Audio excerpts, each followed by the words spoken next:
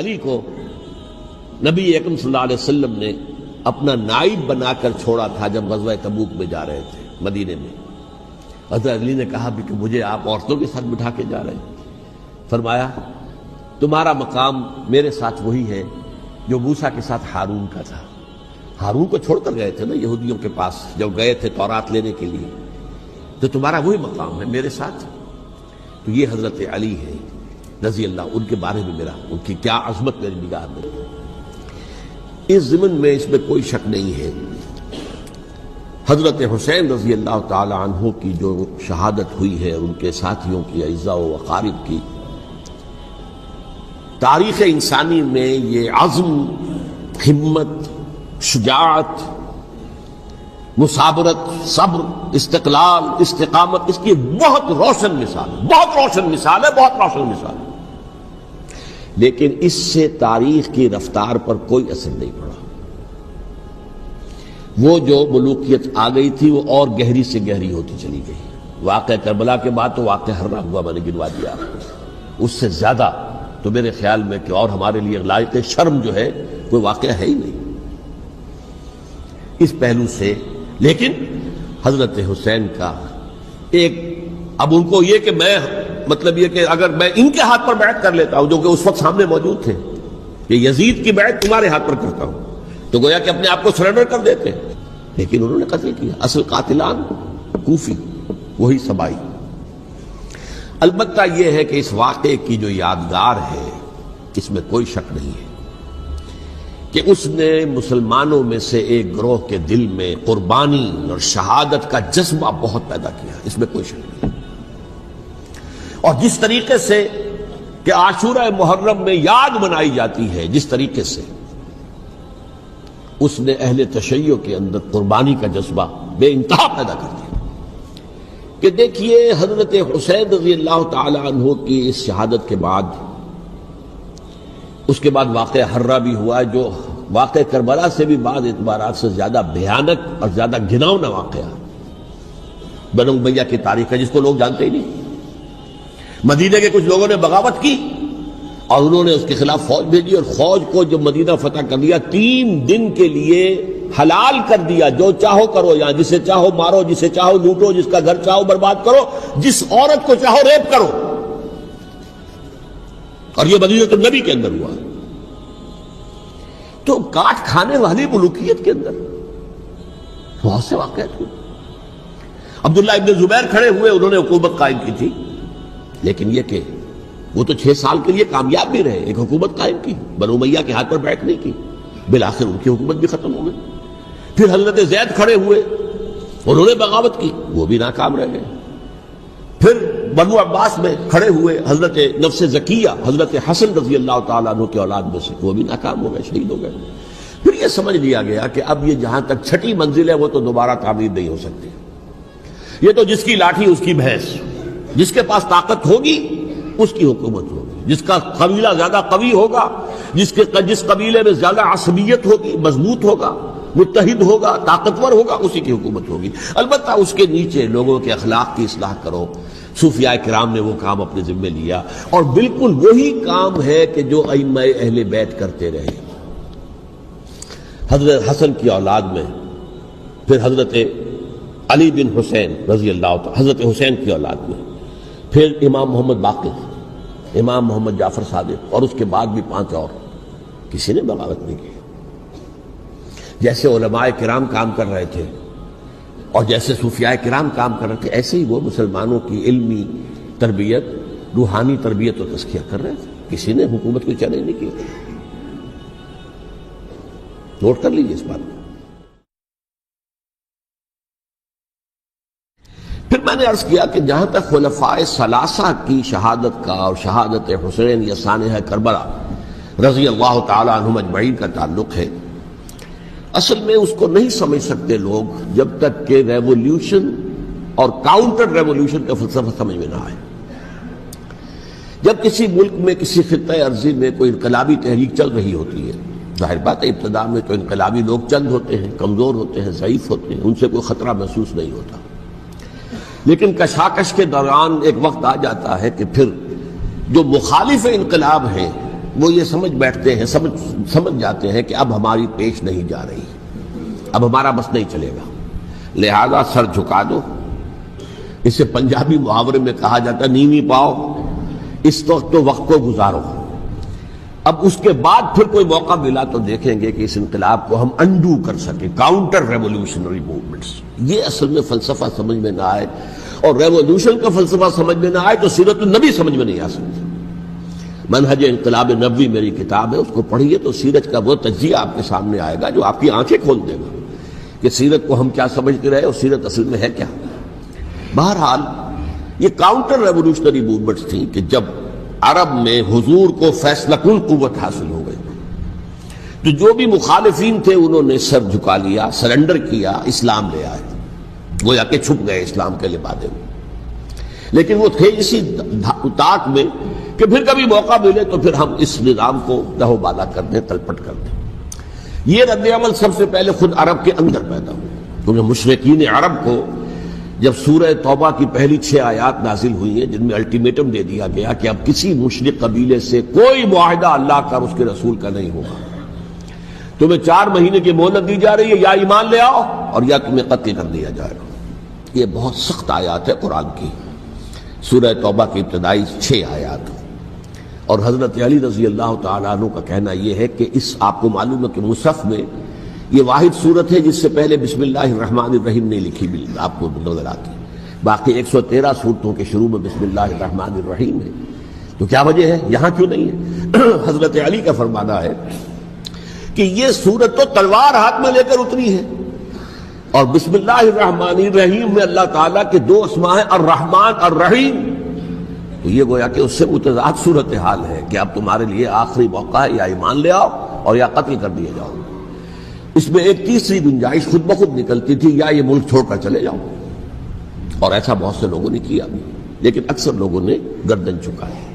لیکن رد عمل ظاہر ہوا، ایک تو مرتدین کھڑے ہو گئے جنہوں نے نئی نبوتوں کو مان لیا، ایک مانعین زکوٰۃ کھڑے ہو گئے کہ ہم زکوٰۃ تمہیں نہیں دیں گے۔ یہ رد عمل تھا مشرک عرب کا، مشرکین عرب کا۔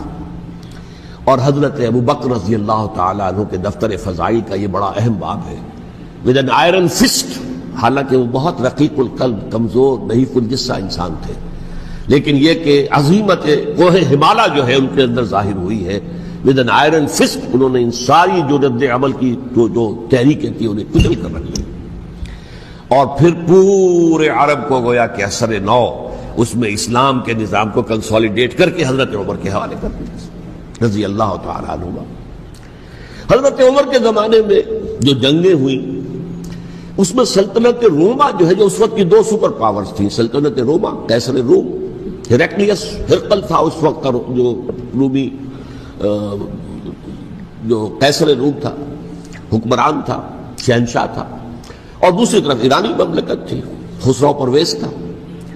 لیکن یہ کہ عیسائیت کے ساتھ اسلام کا اس طرح کا تصادم نہیں ہوا تھا حضور کے زمانے میں، بلکہ نجاشی رحمۃ اللہ علیہ نے تو مسلمانوں کو پناہ دی تھی۔ مقوقس پیٹریارک جو تھے اس کے الیگزینڈریا کے، انہوں نے حضور کے جو نامہ مبارک گیا تھا اس کا بہت اکرام کیا، تکریم کی، تحفے بھیجے حضور کی خدمت میں۔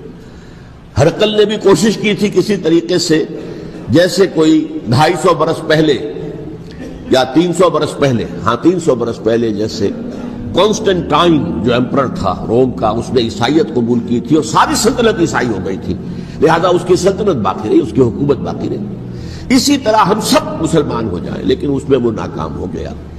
لیکن یہ کہ کوئی اس نے کنفرنٹیشن نہیں کی حضور سے۔ البتہ ایران کا معاملہ یہ تھا کہ اس کے پرخچے اڑ گئے، اس نے حضور کے نامہ مبارک کو چاک کیا تھا، حضور نے فرمایا جب اطلاع ملی کہ اس نے اپنی سلطنت کو چاک کر دیا ہے، اس کے ٹکڑے کر دیے۔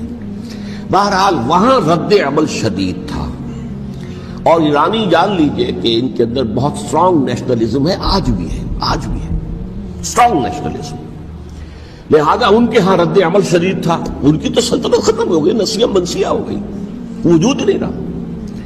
لہذا وہاں سے جو کاؤنٹر ریولوشن شروع ہوا ہے وہ پھر ہرمزان جو ایک بہت بڑا جرنیل تھا، اس نے بڑی عیاری کے ساتھ اپنی جان بچائی تھی۔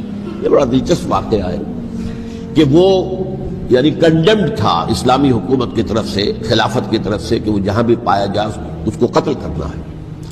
حضرت عمر کی عدالت میں لا کے پیش کیا گیا۔ حضرت عمر نے کہا یہ واجب القتل ہے، قتل کر دو اس کو۔ اس نے کہا اچھا مجھے ذرا پانی پلا دیجیے۔ حضرت عمر نے فرمایا ٹھیک ہے بھائی پانی لاؤ، پانی دے دو۔ پانی کا کٹورا کہ مجھے پہلے ضمانت دیجیے کہ جب تک میں یہ پانی نہ پی لوں مجھے قتل نہیں کیا جائے گا۔ ہاں ہاں ہمارا وعدہ ہے۔ اس نے وہ کٹورا پھینک دیا پانی کا، کرو مجھے قتل کیسے کرو گے، میں نے وہ پانی تو نہیں پیا۔ اس سے اپنے آپ کو بچایا اس نے۔ بہرحال آپ اختلاف کر سکتے ہیں کہ حضرت عمر کو اس عذر کو قبول نہیں کرنا چاہیے تھا، لیکن بہرحال ان کی اپنی مروت اور شرافت تھی کہ اپنے وعدے کا پاس کیا۔ اس کی سازش سے ابو لولو فیروز اس نے حضرت عمر کو شہید کیا۔ یہ گویا کہ دوسری کاؤنٹر ریولوشنری موومنٹ تھی۔ انہوں نے یہ سمجھا تھا کہ یہ ساری چکی جو چل رہی ہے، جیسے چکی کی ایک کلی ہوتی ہے، وہ کلی جگہ سے ہٹ جائے تو چکی کیسے چلے گی؟ یہی بات حضرت علی نے فرمائی تھی حضرت عمر سے رضی اللہ تعالی عنہما۔ جب شام کے محاذ پر کچھ پسپائی سی ہو رہی تھی تو حضرت عمر نے ارادہ کیا میں خود جاؤں گا محاذ پر اور کمانڈ کروں گا۔ حضرت علی رضی اللہ تعالیٰ عنہ نے فرمایا کہ نہیں امیر المومنین آپ مت جائیں، چکی اسی وقت تک چلتی ہے جب تک کہ کلی گڑی ہوئی۔ آپ کلی ہیں اس وقت اس نظام کی جس کے گرد یہ اسلام کی چکی گھوم رہی، آپ مت جائیں۔ لہذا حضرت عمر نے ان کی بات مانی، اس قدر صائب مشورہ تھا جو دیا تھا۔ بہرحال انہوں نے یہ سمجھا تھا کہ عمر ہی کے بل پر چل رہا ہے یہ سب کچھ، لہذا عمر کو بیچ سے ہٹا دینے سب بیٹھ جائے گا۔ لیکن ظاہر بات ہے کہ محمد الرسول اللہ کی بنائی ہوئی عمارت صلی اللہ علیہ وسلم اتنی کمزور نہیں تھی۔ اس کے بعد حضرت عمر کے انتقال کے بعد حضرت عثمان کا انتخاب ہوا، اور حضرت عثمان کے بھی 10 سال پہلے جو ہے وہ بالکل حضرت عمر کی جو دور خلافت ہے اس کے بالکل مشابہ ہے، مماثل۔ ہمارے ذہنوں میں یہ تصور بٹھا دیا گیا ہے کہ سارے 12 سال شاید فتنہ ہی فتنہ رہا، فساد ہی فساد رہا، دنگا رہا، لڑائی رہی۔ نہیں، 10 سال پورا امن، اور جس طریقے سے فتوحات کا سیلاب حضرت عمر کے زمانے میں جا رہا تھا اسی طریقے سے حضرت عثمان کے 10 سالوں کے دوران گیا۔ آخری 2 سالوں میں ایک فتنہ اٹھا ہے، یہ فتنہ کیا ہے اس کو سمجھ لیجیے۔ مذاہب کی جو 3 سے کنفرنٹیشن ہوئی تھی، ایک تو یہ کہ مملکتوں میں سے مملکت ہرقل، مملکت روم، مملکت ایران۔ رومی سلطنت کی 2 ٹانگیں مسلمانوں نے توڑ دی، شمالی افریقہ سے نکال دیا، مغربی ایشیا سے نکال دیا، لیکن یورپ میں وہ قائم تھا، اس کی سلطنت تھی۔ لیکن ایرانی سلطنت کا بالکل تیا پاچا ہو گیا، ختم ہو گیا۔ اسی طریقے سے 3 مذاہب سے کنفرنٹیشن ہوئی۔ مشرکین عرب سے، اس کا میں بیان کر چکا ہوں، ان کا پہلا وار حضرت ابوبکر کے عہد خلافت میں ہو گیا۔ دوسرے جو عیسائیوں کا معاملہ تھا ان سے بھی کوئی تصادم نہیں ہوا حضور کے حیات طیبہ کے دوران، لیکن جو یہودیت بطور مذہب، اس کو ظاہر بات ہے کہ اسلام نے اس کو ختم کیا تھا، کم سے کم جزیرہ نما عرب سے۔ مدینے میں 3 قبیلے تھے جو اپنی غداری کی وجہ سے اور اپنی صلح کو توڑنے کے جرم کی پاداش میں 2 نکالے گئے، اور تیسرا جو ہے اس کے تمام جو جوان افراد تھے انہیں قتل کیا گیا۔ پھر خیبر پر حملہ کیا گیا، اور خیبر کو جو ہے فتح کیا گیا۔ وہ یہودیوں کا بہت بڑا گڑھ تھا، اور جو مدینے سے نکالے گئے تھے وہ بھی وہیں جا کر مقیم ہو گئے تھے۔ تو اس اعتبار سے، اور پھر یہودی اپنے آپ کو سمجھتے تھے اللہ کی طرف سے دنیا میں جو نمائندہ جو ہے امت وہ ہم ہیں، اب انہیں معزول کر کے امت محمد کو وہاں پر کھڑا کر دیا گیا صلی اللہ علیہ وسلم۔ لہذا وہ بہت زیادہ جو سمجھیے ایگریوڈ، سب سے زیادہ جن کو گزند پہنچا ہے حضور کے دست مبارک سے، وہ یہودی تھے۔ لہذا ان کا جو رد عمل آیا ہے وہ ہے جس کے نتیجے میں حضرت عثمان شہید ہوئے، حضرت علی شہید ہوئے، حضرت حسین شہید ہوئے۔ اب اس چیز کو اچھی طرح سمجھیے، یہ جو رد عمل ہے یہ ایک شخص کے ذریعے سے آیا، اور اسی لیے بعض لوگ یہ سمجھتے ہیں کہ یہ خامخواہ کی کہانی ہے، کیا ایک آدمی اتنا بڑا کام کر سکتا؟ عبداللہ ابن سبا ایک یہودی جو اسلام کا لبادہ اوڑھ کر حضرت عثمان کے عہد خلافت میں مدینے میں آ گیا، ٹھیک، اس کے بارے میں تو میں بعد میں عرض کروں گا، لیکن ایک شخص کیا کچھ کر سکتا ہے اس کی مثال بس آپ دے دوں آپ کو۔ پہلے حضرت مسیح علیہ السلام کے پورے دین کو ایک شخص نے ختم کر دیا، سینٹ پال جسے دنیا جانتی ہے جس کے نام سے، توحید کو تثلیث میں بدل دیا۔ حضرت عیسیٰ علیہ السلام تو توحید کی تلقین کر کے گئے تھے، توحید ختم، تثلیث آ گئی۔ جس میں پہلے باپ ماں اور بیٹا تھے، اس کے بعد باپ بیٹا اور روح القدس ہو گئے، تثلیث۔ نمبر 2، شریعت موسوی کو ساقط کر دیا، لہذا اب پالزم جو ہے، کرسچینٹی نہیں رہی، وہ حضرت عیسیٰ کو کہہ کر گئے تھے کہ شریعت موسوی تم پر لاگو رہے گی، نافذ رہے گی، ساقط کر دیا۔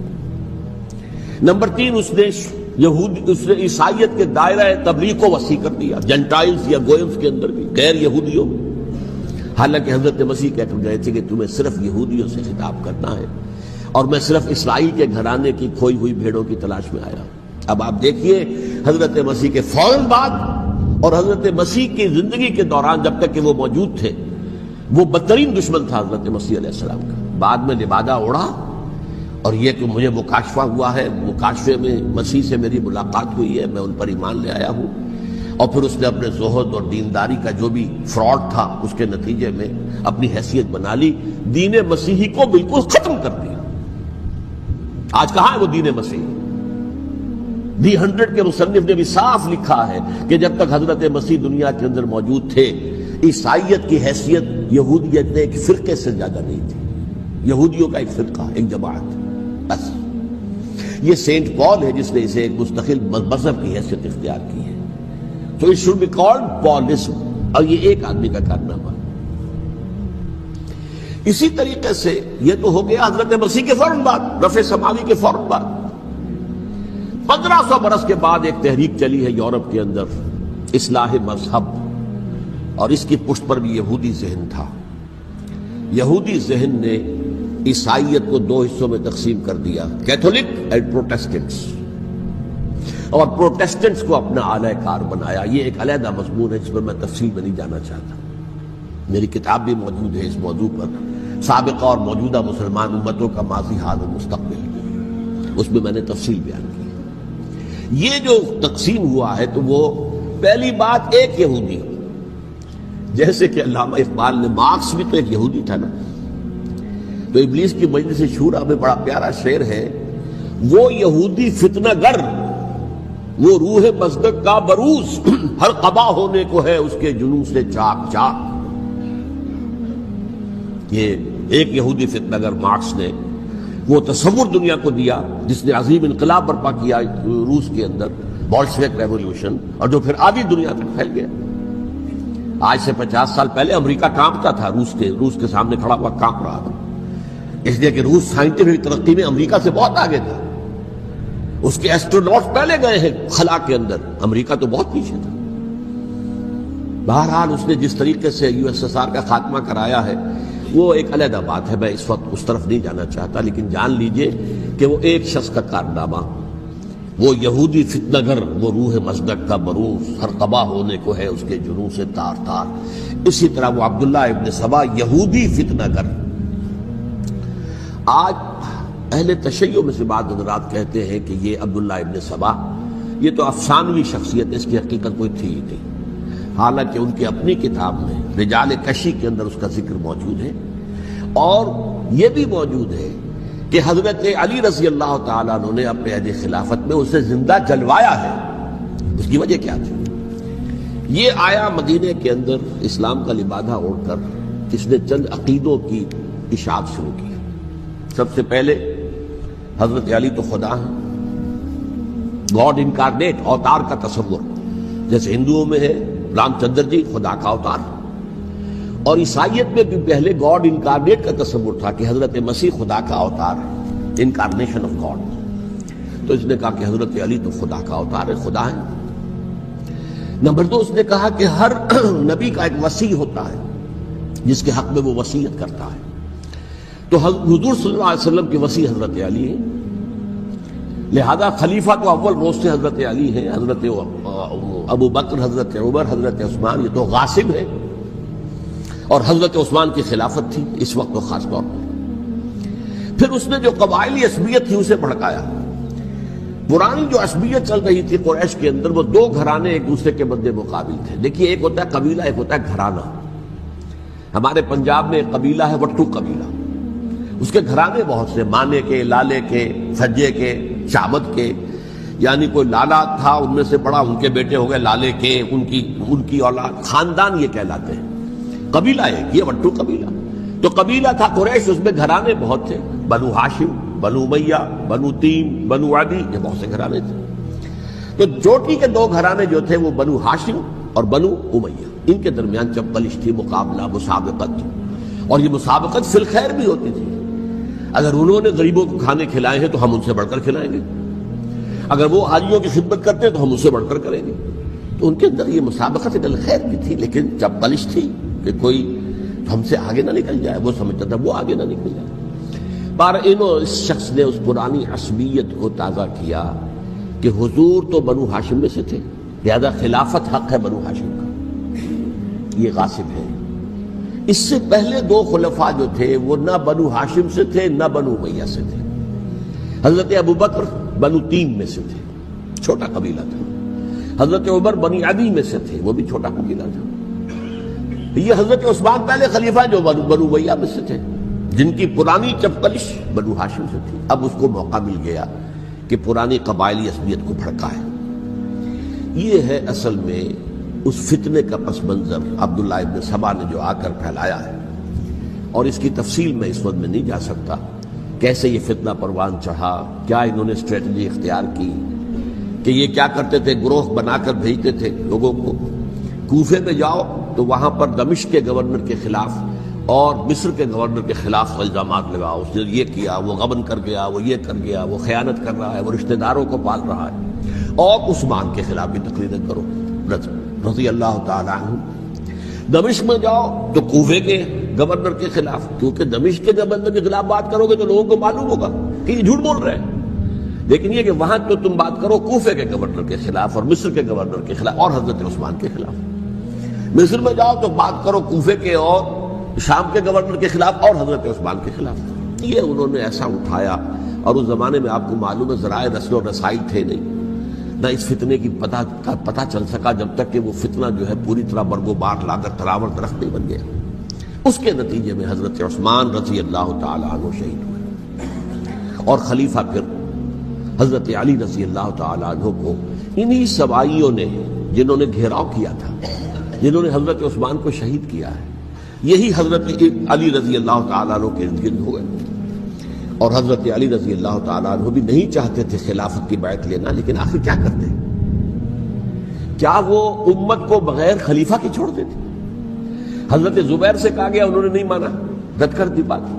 حضرت طلحہ سے کہا گیا، انہوں نے نہیں مانا۔ حضرت علی سے کہا گیا، اب عشرہ مبشرہ میں سے یہی تو تھے نا، لہذا انہوں نے تسلیم کر لیا، خلافت ہو گئی۔ لیکن اس کے بعد جو خانہ جنگی ہوئی ہے، اس خانہ جنگی کے نتیجے میں نوٹ کر لیجئے کہ 1,00,000 کے قریب مسلمان ایک دوسرے کی تلواروں اور نیزوں اور برچھیوں اور تیروں سے ختم ہو گئے، ہلاک ہو گئے۔ یہ ہماری تاریخ کا تاریک ترین باب ہے، 5 سال، 3.5